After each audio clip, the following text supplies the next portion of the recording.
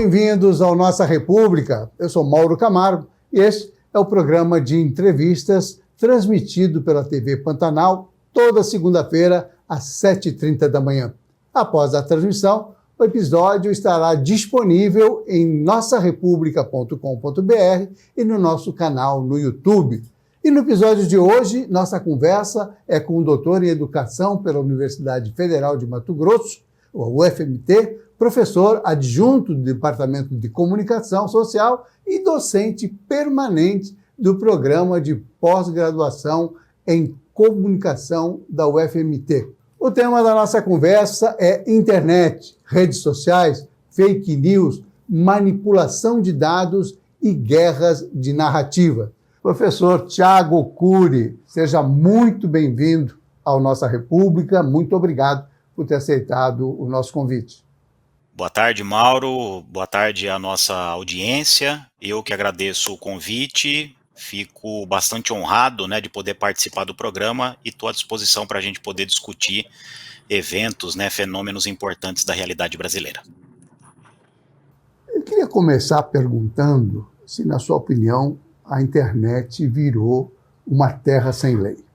Mauro, essa é a grande discussão que está havendo tanto no âmbito do direito, e claro, a sociedade civil também de alguma forma participa disso, tendo uma posição ou outra, mas é também uma reflexão que o próprio campo da comunicação, tanto em relação aos seus profissionais, do jornalismo, da publicidade, do radialismo, enfim, do cinema, até à medida em que cabe contemplar o cinema no campo da comunicação, tem feito.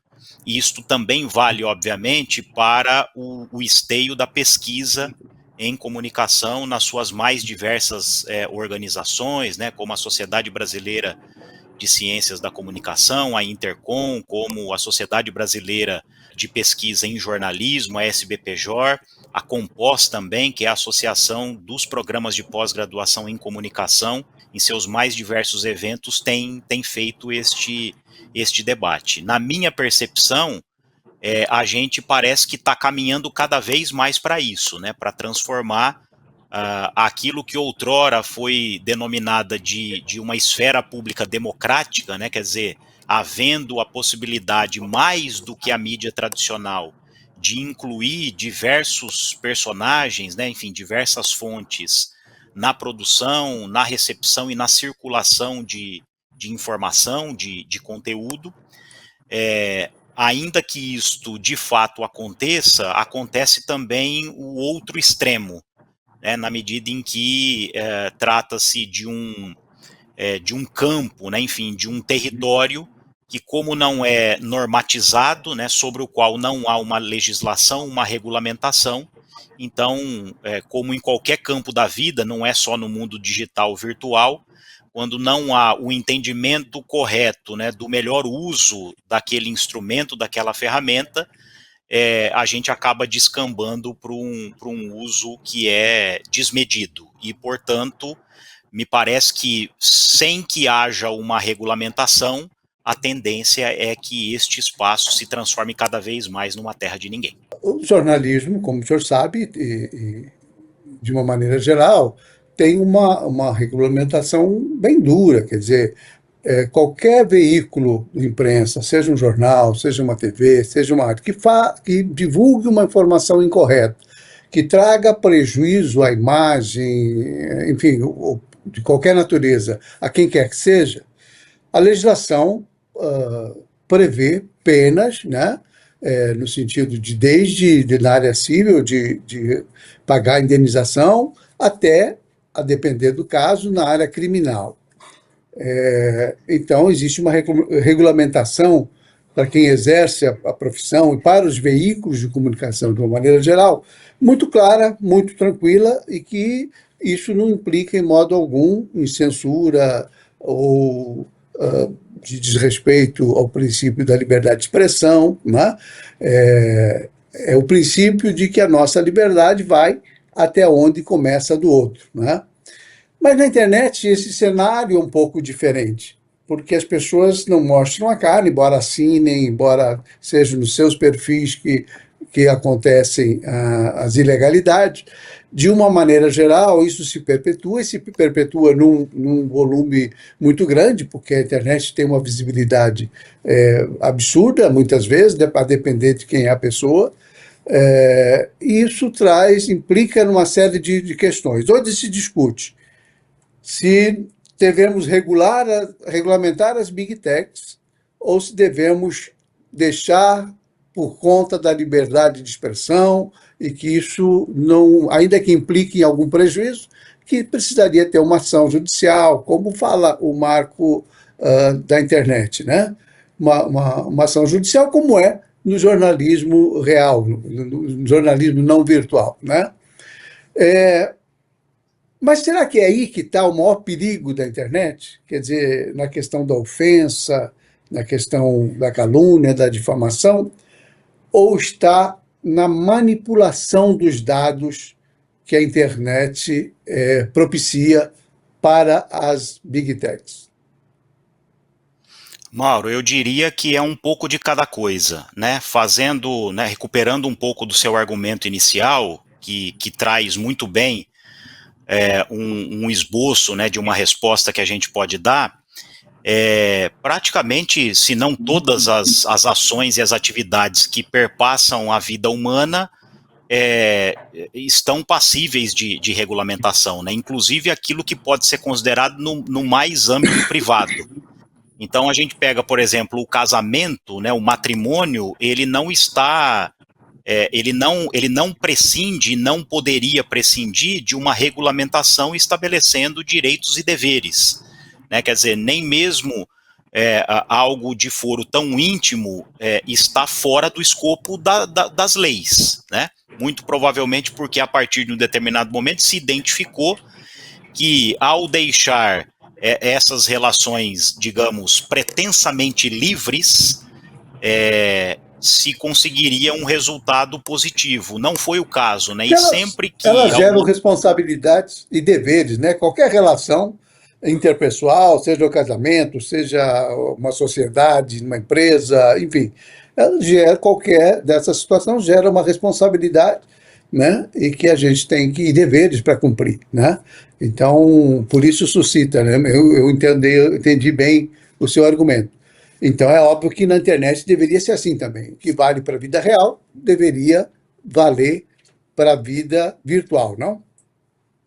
Claro, né? O Código Civil, por exemplo, recentemente agora sofreu uma mudança naquilo que passa a normatizar a vida em condomínios, né? Quer dizer, por que também há esse movimento por parte do legislador? Porque ele está identificando que ou uma vida desregulamentada ou uma vida que já possui uma regulamentação não está sendo mais suficiente para regrar a convivência entre as pessoas, ainda que a gente esteja falando de um território que não é o território da rua, né? Que não é o território da esfera pública, é um território privado, mas em que há ali a relação entre duas ou mais pessoas. Então, quando a gente traz essa discussão, Mauro, para a internet, funciona de forma muito semelhante. Porque, embora eu esteja num espaço como estou agora, sozinho, mas eu estou, no mínimo, me relacionando, né, enfim, estabelecendo uma intermediação com você. E o que acontece no mundo da internet é isto, e muitas vezes numa escala muito maior, o tempo todo. Então, eu diria para você que há aqui duas questões, né? E as duas que foram colocadas por você. Então, você tem um problema aqui que é um problema que já poderia acontecer nas mídias tradicionais, e como você mesmo disse, há aqui uma regulamentação muito clara sobre os limites que essas empresas de comunicação possuem, no sentido de evitar, né, difamação, de impedir a injúria. E você tem um problema também que foi desnudado desde 2016, que é a forma como essas plataformas utilizam as nossas informações. Num primeiro momento, sem que a gente tivesse dado autorização para que esses dados fossem utilizados para aquela finalidade, mas hoje, e as plataformas se escoram muito nisso, em termos de uso, que na maioria das vezes a gente não lê, né, ou porque são muito grandes ou porque estão em letras minúsculas, o que não isenta também a responsabilidade de cada indivíduo, é bem verdade, mas as plataformas, cientes de que as pessoas não têm tempo ou não têm a intenção de ler esses termos, acabam apresentando isso e, né, os usuários, ao concordarem, acabam também concordando em ceder as suas informações para outras empresas para além delas, para se utilizar para fins, inclusive políticos, como aconteceu em 2016, na saída, né, na decisão, né, de saída do Reino Unido da União Europeia. Então, quer dizer, o que o judiciário, principalmente a Suprema Corte, tem apresentado de argumento é que as plataformas não têm o direito de colocar nos termos de uso aquilo que bem entenderem. Então, quer dizer, há regras que as plataformas estão apresentando que, mesmo que os usuários aceitem, não são regras razoáveis.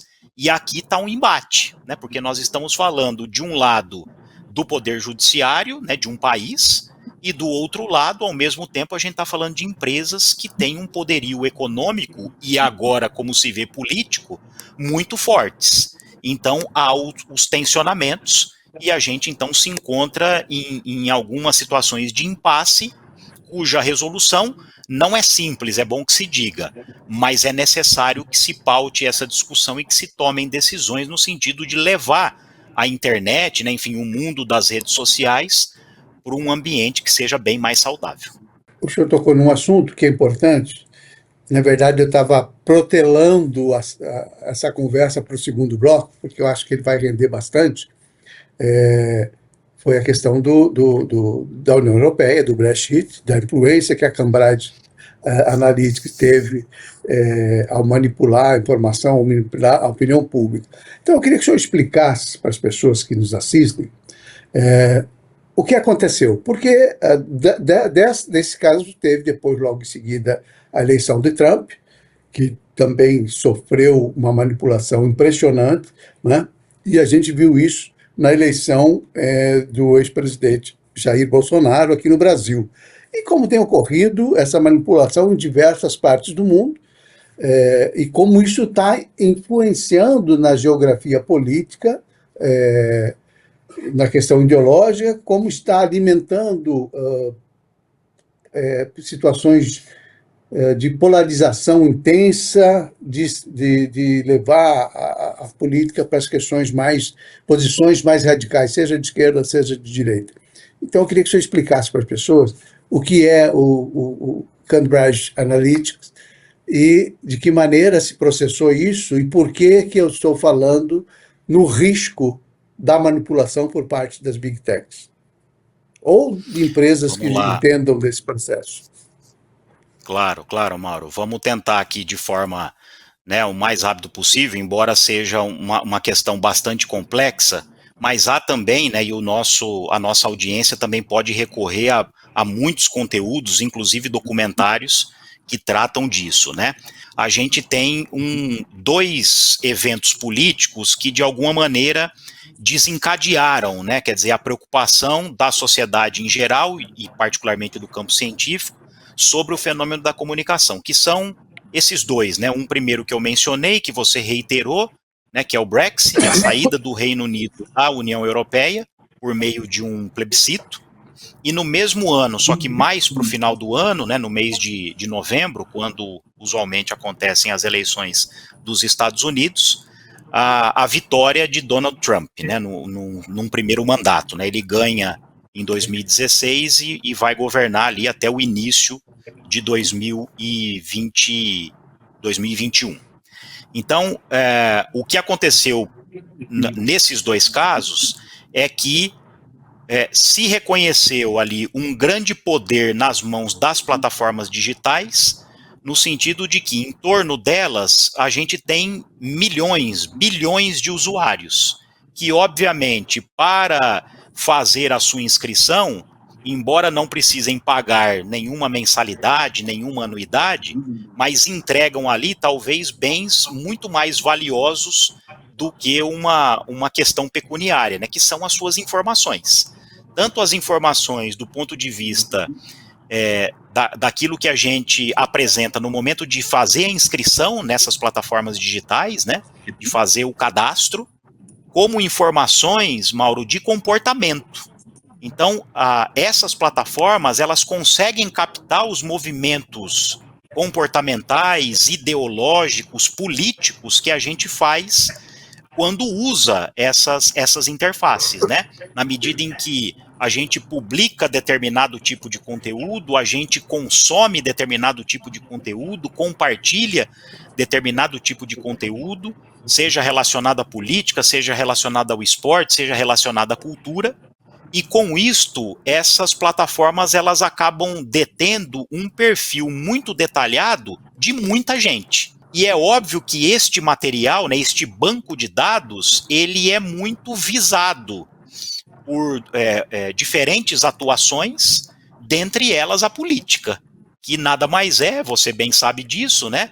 A capacidade que um determinado político, num momento candidato e de repente num outro momento representante, de lidar com a população, com a qual ele está tentando estabelecer um diálogo, um contato. Então, este segundo movimento, né, de comercializar essas informações, que foi um movimento que gerou, inclusive,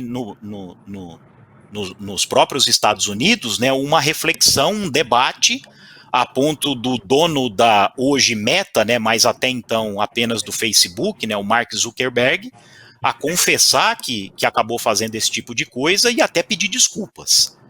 Agora, o que a gente, quer dizer, isto, né, pensando naquilo que aconteceu em 2016, o que está claro cada vez mais, Mauro, e isto já era discutido, né, no âmbito da literatura sobre a desinformação, e que, especialmente no ano de 2025, ficou claro, é que aquela ideia inicial de que a internet, a tecnologia, ou especificamente as plataformas digitais eram imparciais, eram neutras, isso caiu por terra. Mais do que dados pessoais, elas acabam conseguindo detectar o pensamento das pessoas, né?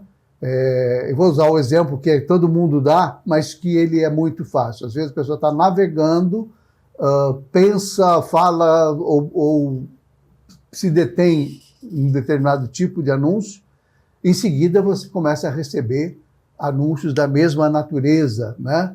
Oferecendo, enfim, de lojas de vestuário, de lojas de móveis, enfim, temas de assuntos que você demonstrou algum interesse pelo seu comportamento diante da tela, e isso passa a ser oferecido a você de maneira que acaba levando à aquisição de produtos, enfim, que às vezes até você não precisa.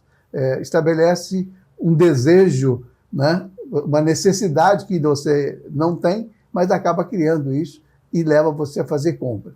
Desta mesma maneira, a gente recebe informações, narrativas sobre fatos, narrativas falsas, que levam você a pensar coisas, a ter crenças em certas situações, acreditar em certas situações que não são verdadeiras, que não são reais. Esse aspecto, professor, eu gostaria que o senhor explicasse como é que isso funciona, não sei se eu consegui perguntar direito, mas assim, como é que isso funciona e por que isso é muito ruim para a sociedade de qualquer país do mundo. Quer dizer, porque estabelece uma divisão, uma política de ódio que a gente está vendo aqui no Brasil, e, enfim, cria necessidades que as pessoas não têm, enfim. Qual é o maior prejuízo, na sua opinião? Eu acho que a gente pode separar, viu, Mauro, a forma como os algoritmos nos atingem, né? Já para ir entrando no ponto central da sua pergunta. Repare, quando nós estamos num aplicativo que comercializa produtos, me parece que os algoritmos jogam a nosso favor, né? Então, quando eu estou procurando um livro, por exemplo, do Machado de Assis, para comprar, e o algoritmo daquele aplicativo vai organizar, né, o seu monstruário de modo a apresentar para mim livros que são clássicos da literatura brasileira, eu compreendo que isto é um auxílio. e aqui não causa nenhum dano. É claro que vai caber a mim, como cabe a mim também quando eu estou num shopping center, me controlar ou não para adquirir mais ou menos livros, né? Mais ou menos produtos, gastar mais ou menos. Isso é da nossa vida. A única diferença é que nós saímos do espaço físico e agora temos a possibilidade de fazer aquisições no mundo virtual. Onde é que está a preocupação aqui, Mauro e a nossa audiência? É quando a gente traz esta mesma dinâmica para as discussões, especialmente políticas, né? Aquelas discussões que envolvem questões sociais, né? Enfim, questões culturais.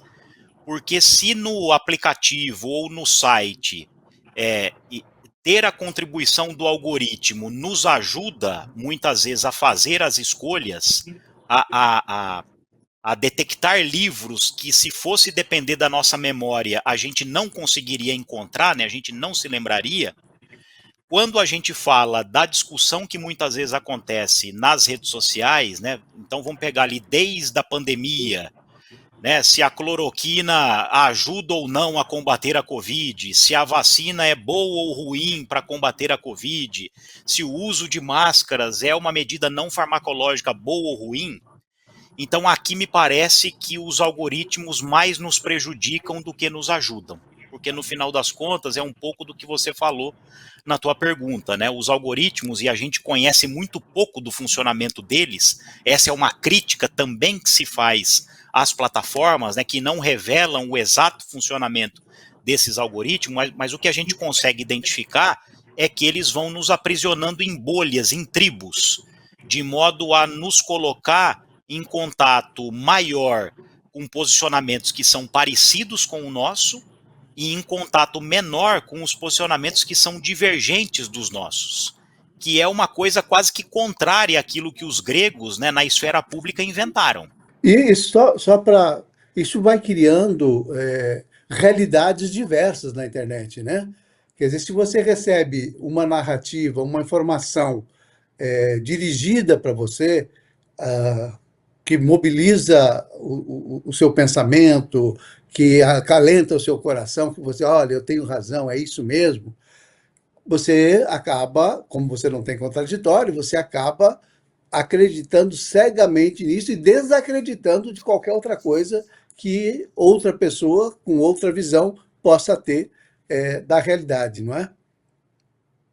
É por aí, viu, Mauro? Nos estudos que nós temos realizado, né, falo por mim, pelo meu grupo de pesquisa e falo também por outros colegas, né, de outras universidades que pesquisam também o fenômeno da desinformação, a gente não tem como estudar, né, a proliferação, a produção e o consumo de informações falsas dissociado do contexto que a gente chama de pós-verdade, né? Então, a definição de pós-verdade muito simplista é o fato das pessoas estarem muito mais propensas às opiniões do que aos fatos concretos. Então, isto basicamente define, né, o contexto da pós-verdade. Portanto, é importante que a gente diga que há aqui um componente midiático, tecnológico, né, do ponto de vista instrumental, que contribui para este fenômeno, mas há também aqui um componente humano, tanto de quem produz a desinformação, como de quem também consome, na medida em que parece que cada vez mais a gente tem perdido o discernimento ideal para poder fazer a distinção entre aquilo que não é razoável ou que é mentiroso e aquilo que tem uma certa razoabilidade e que é verdadeiro, ainda que aquela verdade factual nos atinja, né? Quer dizer, atinja o nosso sistema de crenças, não seja tão agradável compreender a realidade tal como ela mas é preciso que isso aconteça, porque só assimilando a realidade tal como ela é que a gente vai conseguir criar soluções alternativas para superar os desafios que sempre existiram e que vão continuar existindo. A tendência, pelo que me parece, é que a sociedade está cada vez menos habituada a lidar com o divergente e, portanto, se contenta com uma realidade sob medida. Então, o que é verdade? Bom, verdade é aquilo que eu quero que seja verdade, não necessariamente aquilo que é. Nesse ponto, a gente observa, sobretudo sobre o uso político, professor, a gente observa uma utilização, seja através de milícias digitais, porque essas narrativas vêm da onde? Da onde surgem as fake news? Né? Provavelmente são de pessoas, grupos de pessoas interessadas em algum objetivo específico. Quando a gente observa isso muito claramente nos processos eleitorais, né, quando existe a intenção de se criar uma verdade, como o senhor citou, uma verdade paralela, uma verdade que só interessa a quem acredita naquilo, né, reforça isso, a gente vê muito, por exemplo, estratégias como desacreditar as instituições, ataques ao judiciário, ataques à justiça eleitoral, ataques a setores da imprensa, a grandes empresas que fazem jornalismo profissional, e aí Globo, Folha de São Paulo, Estadão, entra todo mundo, seja a tendência que tem, a visão de mundo que tem esses veículos, eles são atacados de maneira a serem desacreditados. E essa coisa, água mole em pedra dura, tanto bate até que pura, né? As pessoas começam a acreditar na verdade daquela narrativa. E isso, mais uma vez, leva, obviamente, à questão da manipulação. Tem como evitar isso? De que maneira a regulamentação pode eliminar, ou minimizar, ou mitigar essa manipulação tão evidente da internet? E quais limites que deveriam ser impostos, professor, na sua opinião, para que as big techs... Porque não é uma questão de processar só, não é uma questão de... do uso. Depois que fez o estrago, não é? Isso aí é que nem fazer uma acusação infundada contra alguém, alegando que ela cometeu um determinado crime que ela não cometeu, e tornar isso público de forma ampla. Né? Depois que você expôs a pessoa a essa situação, e eu estou me referindo aqui à imprensa convencional, se isso acontece, você não consegue mais desfazer o estrago que fez na vida daquela pessoa, na imagem daquela pessoa, e a gente tem casos históricos aqui, relevantes na imprensa brasileira, sobre situações como essa. Mas na internet isso também tem uma amplitude muito maior, quer dizer, as consequências são muito maiores. Como é que faz para enfrentar isso? Então, Mauro, também essa é uma discussão em que existe um certo consenso, inclusive apontando que as alternativas, as medidas, elas são mais variadas, né? Não há uma bala de prata, né? Enfim, não há uma solução mágica que vai resolver todos os nossos problemas. Aliás, mesmo que a gente aplique todas elas, é possível que o problema continuará. A ideia aqui, no caso, é de mitigar danos, né? Então, uma das alternativas é o que a gente tem discutido já há algum tempo, basicamente desde 2020 no Brasil, né, com o PL 2630. Houve uma tentativa em 2023 do então presidente da Câmara, Arthur Lira, colocar isso em votação, né, em regime de urgência.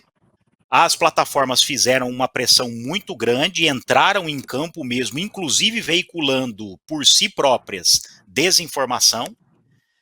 Aconteceu um fenômeno paralelo que me parece que é tão ou mais deletério do que a atuação das plataformas, que são representantes da própria política brasileira, né, que imbuídos de cargo público, de atribuir à regulamentação uma pecha de censura que não existe, né? Então, e no caso em 2023, o PL que vem sendo discutido desde 2020, ele acabou sendo arquivado porque o Arthur Lira, que era uma figura muito poderosa da política brasileira, mesmo estando disposto a colocar isso em votação, acabou sendo vencido, né?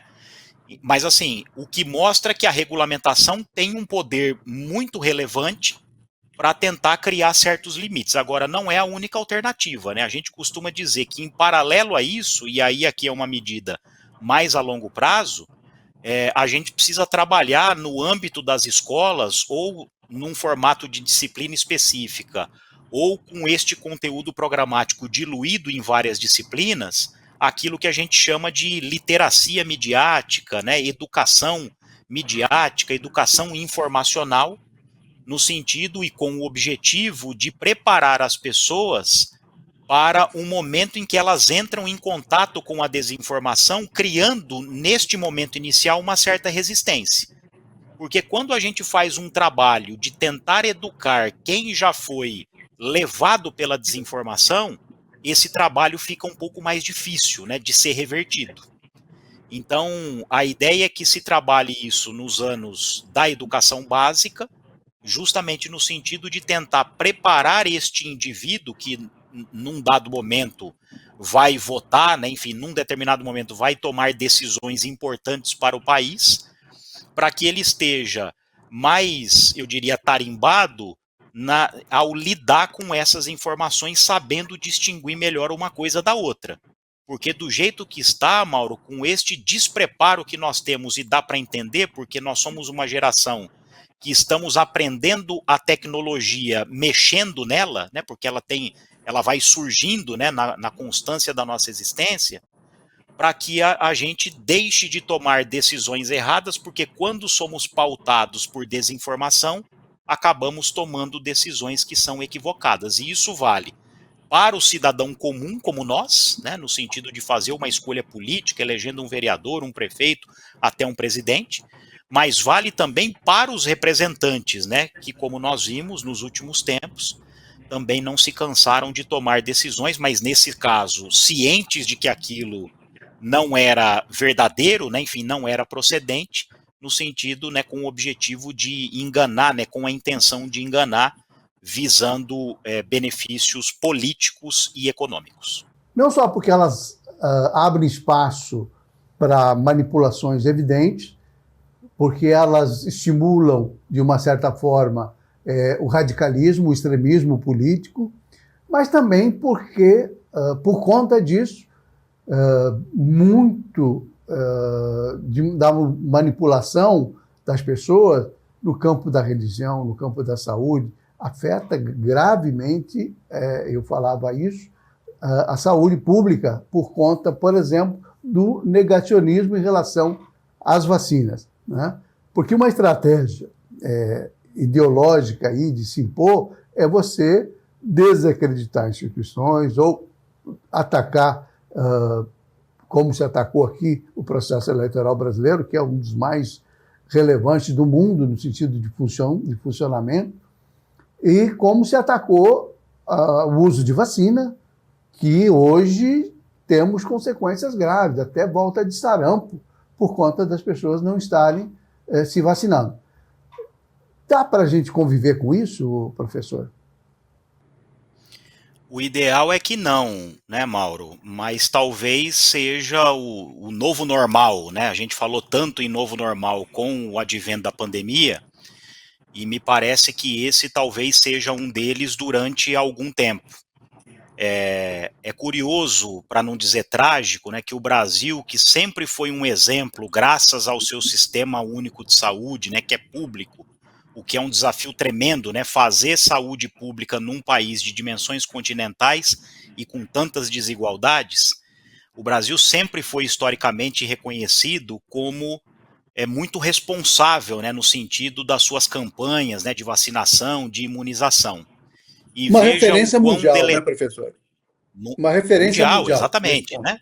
Exatamente. Tanto do ponto de vista da sua população, né, que fazia adesão às campanhas, mas também ao sistema de saúde que tinha a capacidade não só de convencer as pessoas de que aquilo era bom, como também de viabilizar isto, né, num país, como nós já constatamos aqui, de dimensões muito grandes e com extremas desigualdades, né? Quer dizer, a realidade do estado de São Paulo, a realidade mesmo de Cuiabá, Mato Grosso, não é a mesma realidade de uma cidade do interior do mesmo estado, porque também o nosso estado é muito grande, né? Imagina quando a gente vai atravessando o país. Então, o que a gente vivencia desde 2020, da pior forma possível, é este negacionismo que é produzido por figuras políticas de muita proeminência, e que esses discursos acabam sendo muito bem aceitos por essas plataformas justamente porque eles geram engajamento. A fórmula das plataformas é o objetivo do lucro, Mauro. Então, se o engajamento com um discurso negacionista dá lucro, eles vão manter. Né? Se um vídeo que faz apologia à violência contra menores dá lucro, eles vão manter. Né? Se uma foto que pode incentivar o terrorismo, que faça apologia ao racismo, por exemplo, tem engajamento e, portanto, dá lucro, eles vão manter. O que está em discussão, né, na sociedade civil e que o Congresso Nacional não teve, eu diria até coragem, altivez para levar adiante, e é uma pena, porque essa discussão ela seria mais adequada no legislativo do que no judiciário, mas como o legislativo deu um passo para trás e se recusou a discutir esta questão, o judiciário, sendo provocado, está fazendo.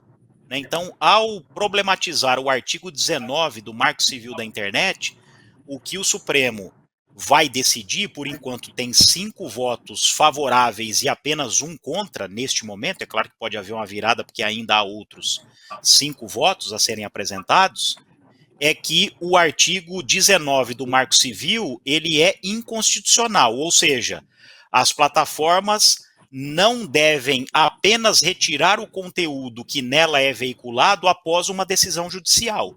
Se este conteúdo for um conteúdo notoriamente criminoso, como nos exemplos que eu acabei de dar, o Supremo está entendendo que as plataformas também são responsáveis pelas publicações de terceiros e que, portanto, ao ser acionada, mesmo que extrajudicialmente, por um usuário que se sentiu ofendido, nesses casos de publicações notoriamente criminosas, a plataforma tem que retirar o conteúdo, mesmo que não haja uma decisão judicial sobre isto. É o que o Supremo está decidindo, porque até este momento vale o artigo 19 do Marco Civil, que é as plataformas só têm a obrigação de retirarem um conteúdo do ar depois de serem notificadas judicialmente sobre isso. Mas, professor, o tamanho da gravidade dessa situação é que é aterradora. Não é só por conta das pessoas estarem deixando de se vacinar, abandonando esse exemplo que o senhor deu, que realmente o Brasil era uma referência mundial em saúde pública e especialmente nas campanhas de vacinação, era um modelo para o mundo inteiro, né? Uma posição de vanguarda mesmo, né? E a gente vê o tamanho do absurdo que as narrativas e que as big techs permitem acontecer. Nós estamos falando de saúde pública. Quando você instrumentaliza a ferramenta que todo mundo usa para explorar, né, para divulgar cada vez mais essa visão negacionista sobre as vacinas, na minha opinião, você está cometendo um crime. Não é? As empresas estão cometendo porque estão estimulando que as pessoas morram, né, por não se vacinarem. É como se o bonito fosse as pessoas morrerem de Covid, que esse seria o caminho ideal do mundo, quer dizer, o negócio completamente às avessas. E o senhor fala isso, e com muita propriedade, com muita razão, que é a visão do lucro, quer dizer, está ganhando dinheiro em cima da tragédia dos outros. Né?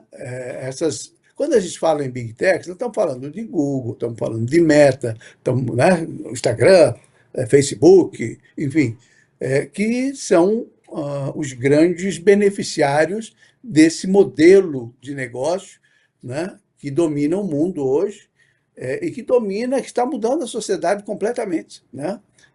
Nós hoje ficamos completamente reféns do telefone celular, menos pela comunicação e mais pela internet, menos pelo uso do telefone em si, mas mais pelas redes sociais. Né?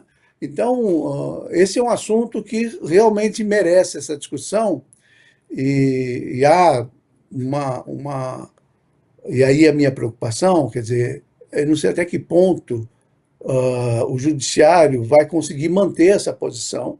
Acho que o judiciário brasileiro tem feito um enorme trabalho, um enorme enfrentamento, não só para garantir o Estado Democrático de Direito, mas para fazer prevalecer aquilo que é efetivamente justo, né, em diversas situações, em relação ao meio ambiente, em relação aos povos indígenas, aos povos originários. São situações que incomodam um determinado pensamento social, né, que faz majoritariamente presente no Congresso Nacional. Daí que eu falo, o Congresso hoje representa majoritariamente uma parte da sociedade que está sendo manipulada. Infelizmente é isso, que está sendo manipulada, que está recebendo informação, fake news, e está dentro de uma enorme bolha inconsequente e irresponsável. Eu pergunto ao senhor, é possível que a sociedade brasileira, não vá amadurecer para entender isso? Que a maioria das pessoas está sendo objeto de um grande golpe que faz mal para todo mundo, quer dizer, faz mal para a saúde pública, faz mal para a política, faz mal para a economia, prejudica os países, provoca guerras, enfim, uma situação em que meia dúzia de corporações mundiais dominam, têm o controle do planeta. É possível isso? Parece filme de ficção, não?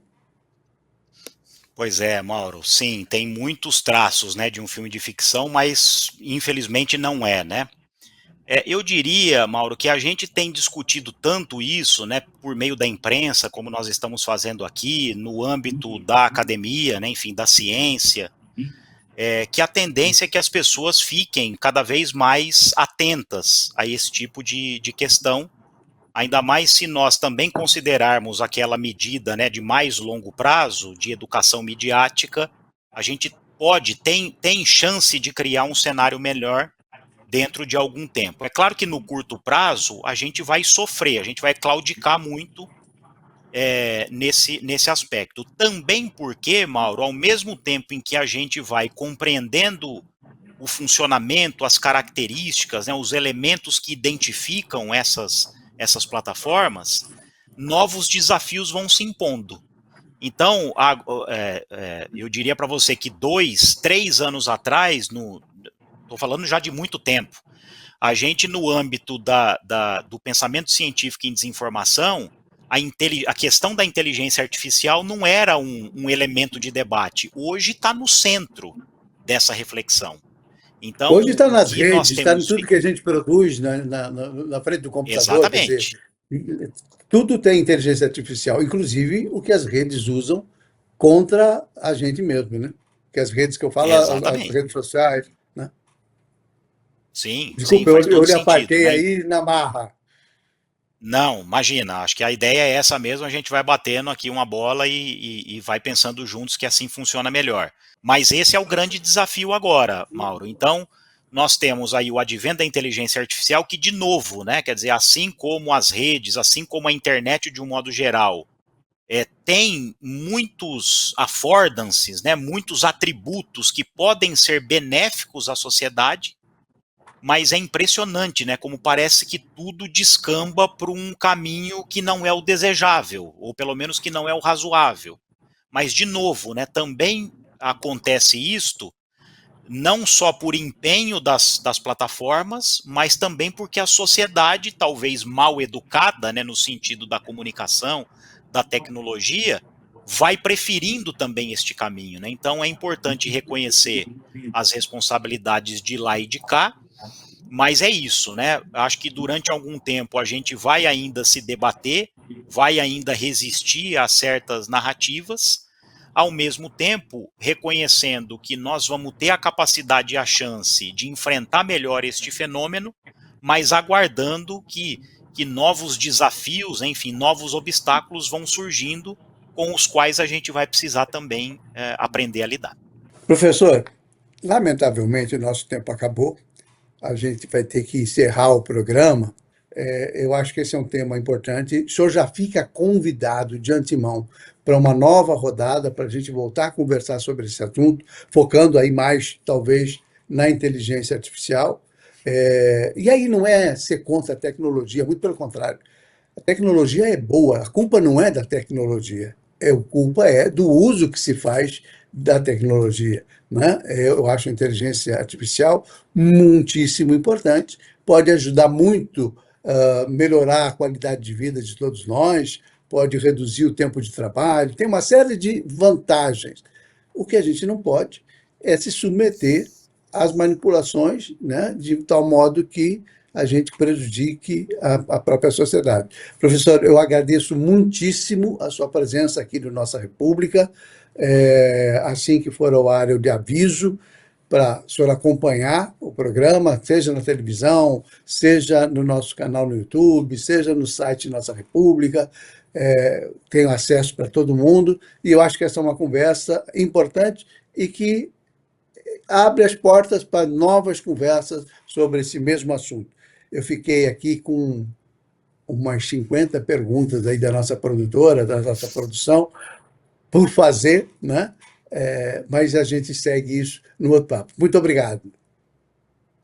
Eu agradeço, Mauro, o convite, já digo que aceito o próximo, porque penso que este é o papel da universidade, né? Especialmente a universidade pública, a Universidade Federal de Mato Grosso, né? Enfim, tem este papel de ajudar a sociedade a compreender por meio do jornalismo, né? Da imprensa, da comunicação, os problemas que a afligem. Muito bem. Agradecendo a sua companhia, dizendo que nós estamos disponíveis lá no nosso canal no YouTube e no site nossarepublica.com.br. Até a próxima semana com uma outra entrevista tão importante quanto essa. Um abraço a todos.